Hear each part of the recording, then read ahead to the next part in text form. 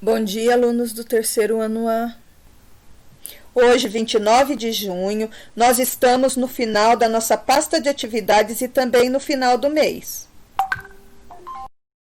Nós temos mais atividades hoje e amanhã, e na quarta-feira nós já trocamos de pasta. Eu trouxe para vocês essa bonita paisagem de primavera, que é a última estação que eu vou apresentar para vocês.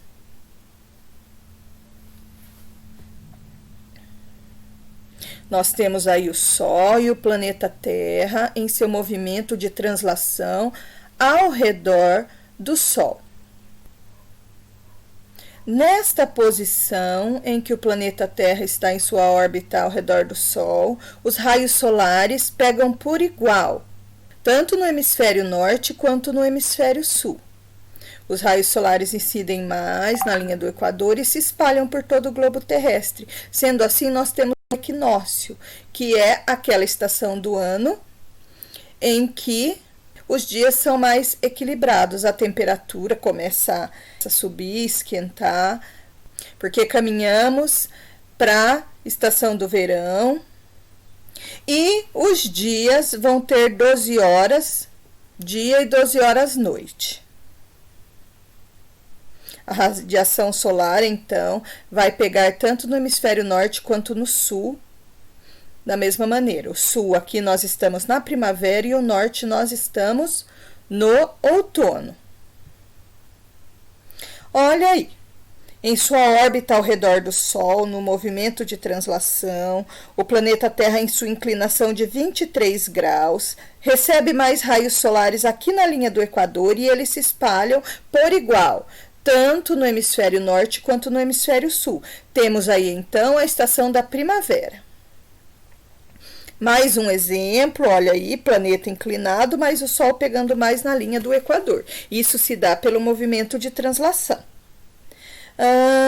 O equinócio da primavera começa mais ou menos para o dia 20, 22 de setembro. Cada ano tem uma data aí, mas é por volta do dia 20 de setembro. Última ilustração.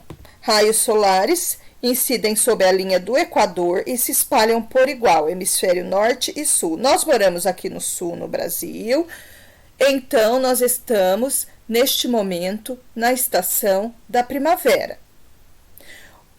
Os moradores do hemisfério norte, como Europa, Estados Unidos, Rússia, eles estarão na estação do outono. Pessoal, nono dia da nossa pasta de atividades, nome abreviado aqui em cima, e nós vamos em astronomia estar estudando a Lua, que é o único satélite natural da Terra. Vocês vão abrir o Ler e Escrever na página 80. Claro que vocês se lembram que não está numerado. Quem está numerando cada folha desse projeto, continue numerando que vocês vão chegar na 80 e 81 que vai falar sobre a Lua. Se não, é só vocês procurarem esse título. Quando terminar os planetas, Netuno, Lua, nosso único satélite. Vocês vão fazer a leitura silenciosa para treinar da página 80. Depois, a leitura em voz alta para um adulto para treinar esta leitura. Precisamos treinar a leitura. Depois, vocês vão ler as páginas 80 e 81 para fazer aquele estudo de localização de informações para preencher a ficha técnica da Lua. Então, vocês vão estar abrindo o material, encontra lá o texto. Primeiro, vocês façam a leitura silenciosa para treinar e depois a leitura em voz alta para alguém ouvir. Então, vocês vão colorir o título de amarelo e os parágrafos de azul. E as informações mais importantes de vermelho. Eu não vou estar preenchendo esta ficha com vocês, porque eu quero que seja uma atividade em que vocês façam independente. A gente já treinou muito, então vamos lá. Amanhã eu vou soltar uma videoaula fazendo a correção das duas últimas fichas técnicas, tá? Para ver se vocês acertaram. Leitura. Lua, olha aí a imagem da nossa Lua, ok? Satélite natural da Terra, porque ele gira ao redor do nosso planeta. Então, qual tipo de astro? É uma Lua. Tabelinha de informações, distância da Terra, 340.516 quilômetros, ou seja, este é o astro que fica mais perto da Terra. Rotação. O dia lá na Lua demora 27 dias e 8 horas, quase 28 dias, quase 4 semanas, dura um dia só lá na Lua. Ou seja, a Lua demora quase um mês para dar uma volta ao redor de si mesma. Translação. Translação, também conhecido como movimento de evolução, para vocês não confundirem. Translação e evolução é a mesma coisa. Como a Terra faz o movimento de translação ao redor do Sol, nós dizemos, para não confundir vocês, que a Lua faz o movimento de evolução ao redor do planeta, mas vocês podem estar comparando que é o mesmo movimento que a Terra faz ao redor do Sol, a Lua faz ao redor do planeta Terra. A força da gravidade da Terra atraiu a Lua para girar ao redor dela. Então, o ano lá na Lua demora também 27 dias e 8 horas, ou seja, quase um mês para a Lua dar um giro ao redor da Terra, o mesmo tempo da rotação. Então a rotação dela é bem lenta, mas a translação é rapidinho. Diâmetro, ou seja, a medida de uma borda até a outra, 3.474,8 quilômetros, ou 3.474 quilômetros e 800 metros. Temperatura mínima à noite, no lado escuro da Lua, onde não está batendo sol, 233 graus Celsius negativos, ou seja, o lado da Lua em que não pega sol é muito gelado. Temperatura máxima, 123 graus Celsius positivos. Vocês estão lembrados que quando nós colocamos uma água para ferver, quando esta água chega na temperatura de 100 graus Celsius, ela começa a borbulhar? Então imagina que a Lua fica muito quente, mais quente do que a temperatura de fervura. 123 graus no lado em que está de dia.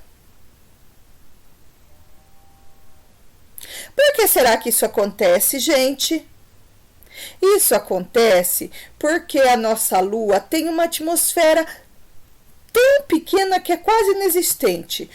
Uma atmosfera muito, muito fina que não protege a Lua dos meteoros, e por isso que a Lua é cheia de crateras, porque ela é atingida por muitos meteoros. E também não protege dos raios solares. Então, lá no lado em que está batendo a luz do Sol é muito quente.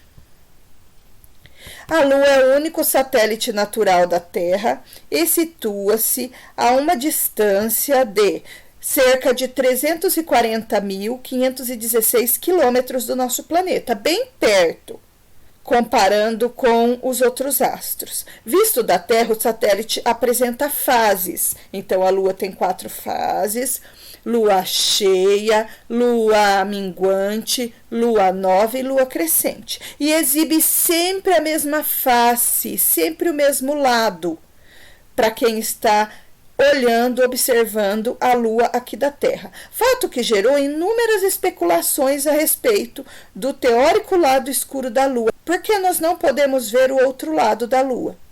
Que, na verdade, fica iluminado quando nós estamos no período chamado Lua Nova. Então, o outro lado da Lua, ele recebe raios solares, mas quando não está de frente para nós.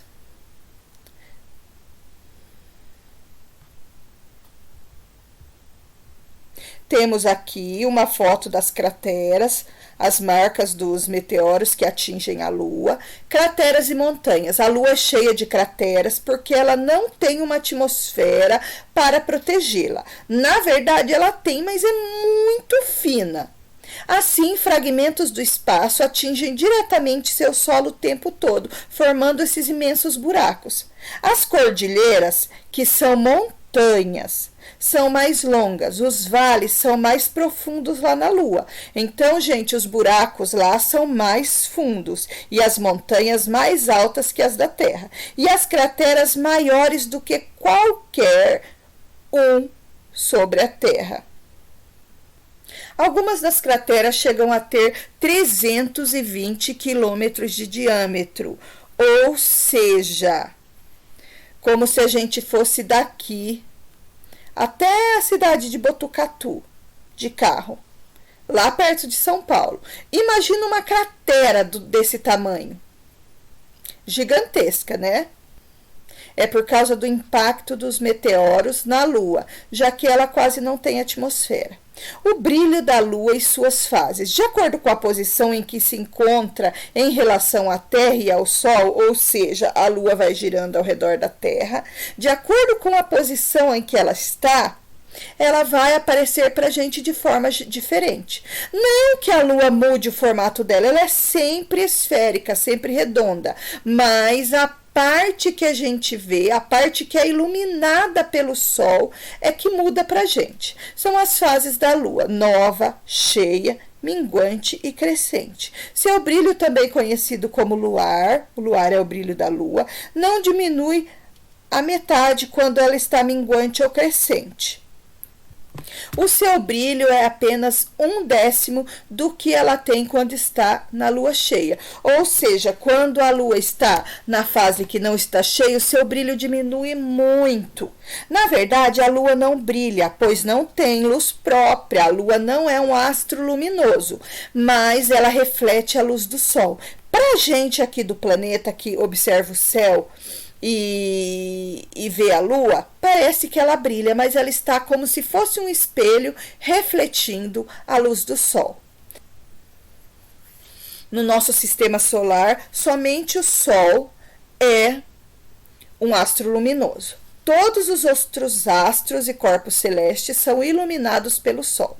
A Terra, por sua vez, quando vista da Lua, então quando os astronautas pousaram na Lua, desceram e olharam para a Terra, também viram o brilho da Terra. A gente que está aqui não vê, mas quem vai para o espaço vê a Terra brilhante.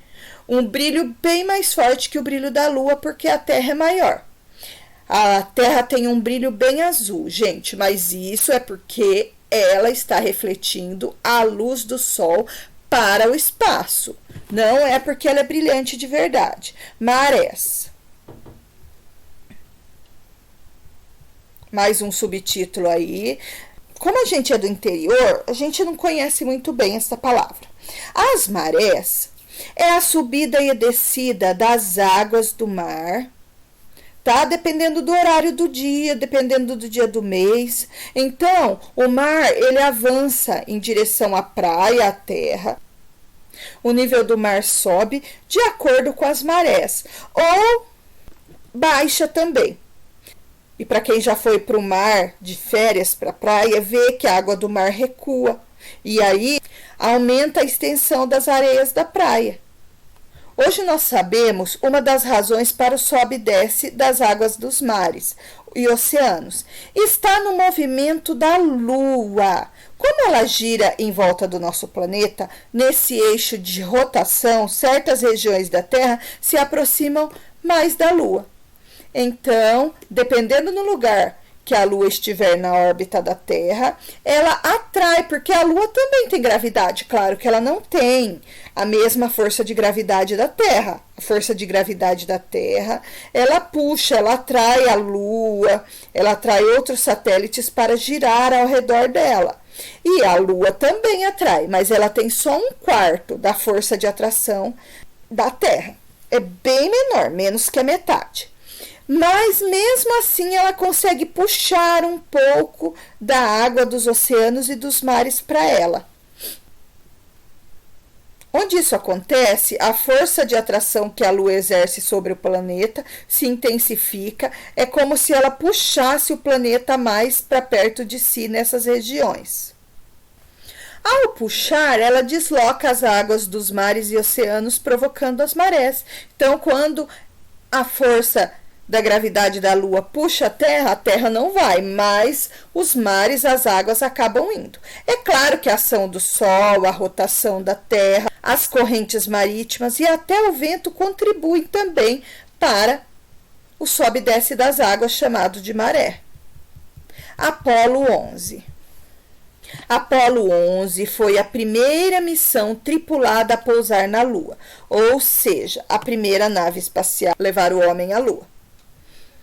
E seu comandante, o astronauta Neil Armstrong, o primeiro ser humano a pisar no solo lunar. Os integrantes da missão Apolo 11 tiveram um lançamento perfeito da Terra. Uma viagem longa e calma para a Lua. Demorou 4 dias para eles chegarem lá na Lua. Seu destino era um local chamado Mar da Tranquilidade, ou seja, um local lá da Lua que não tem tantas crateras, tantos buracos, tá? É uma planície, é um lugar mais reto. E foi ali que eles pousaram. Guarde bem esse nome na cabeça, Mar da Tranquilidade, porque na prova do ano passado caiu uma pergunta sobre isso. Se na Lua realmente tem mar. Não é que na Lua tem mar, é porque esse local mais reto da Lua, onde não tem tantas crateras, onde não tem montanhas, é uma região mais plana, é uma área mais plana que dá para pousar com a nave. Então, eles colocaram o nome de Mar da Tranquilidade, mas não é mar de verdade, gente, é solo mesmo. Cerca de 6 horas e meia depois que eles pousaram na Lua, os astronautas abriram a escotilha, ou seja, a portinha do módulo lunar, e Armstrong rastejou em direção à saída. Primeiro ele colocou os pés para fora, depois as mãos e os joelhos. Instantes depois, ele pisou no degrau mais alto da escada. Para os astronautas, o pouso tinha sido o grande momento da missão, porque eles tinham muito medo de não conseguir, né, gente? Primeira vez que eles foram para a Lua e tudo podia acontecer. Até aconteceram acidentes que mataram os astronautas antes disso. Mas, para o mundo que aguardava ansioso, o grande momento ainda estava por vir, que era o momento em que eles pisassem no chão da Lua. Então, gente, tudo estava sendo gravado pelos astronautas e as pessoas aqui da Terra estavam assistindo 1969, estavam acompanhando tudo pela TV, porque esse era um grande momento para a humanidade. Armstrong precisou dar um pulo de 1 metro do último degrau da escada até o protetor das patas do módulo, até a parte de baixo do módulo. Dali ele estava apenas a 2 centímetros de pisar na superfície lunar, propriamente dita, de pisar no chão. Ele parou no suporte por um momento, testando o chão com a ponta de suas botas, ou seja, ele estava com medo de desmoronar, do chão afundar, do chão não ser firme, então ele foi pisando devagarinho. Antes de finalmente pisar no solo e dizer a frase mais épica da era espacial, a frase mais famosa: este é um pequeno passo para o homem, ou seja, para esse astronauta foi só um passinho, mas um salto para a humanidade. Ou seja, gente, eles terem ido para a Lua foi um grande salto para a humanidade. Olha aí a marca das botas do Neil Armstrong pisando na Lua. Olha toda a roupa que ele precisa. E ali, gente, porque a gravidade é menor, o peso dele também fica menor. Então, se ele começar a pular, ele começa a flutuar. Os passos são bem maiores, porque a Lua não prende tanto o corpo no chão. Depois de preencher a ficha técnica, vocês vão fazer uma bela ilustração da Lua e pintar. Gente, tem o pessoalzinho que não está pintando a pasta. Tudo isso conta, viu? Aí vocês vão assistir os vídeos que eu já coloquei. Os vídeos sobre o planeta Júpiter, as características desse planeta, eu já coloquei lá no grupo para vocês assistirem. E depois vocês vão fazer nessas linhas aqui algumas anotações. O planeta Júpiter é o 5º planeta do sistema solar, sendo também o maior de todos, é um planeta gasoso, tem muitos satélites, então as informações mais importantes vocês anotem aqui em forma de texto mesmo. Coloquem o título, planeta Júpiter, pulem parágrafo e escrevam as informações mais importantes.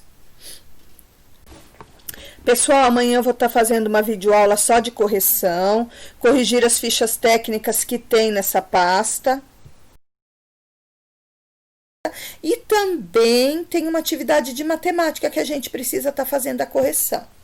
Tá bom? Tchau, tchau para vocês. Eu me despeço com essa linda paisagem de primavera. Até amanhã, pessoal.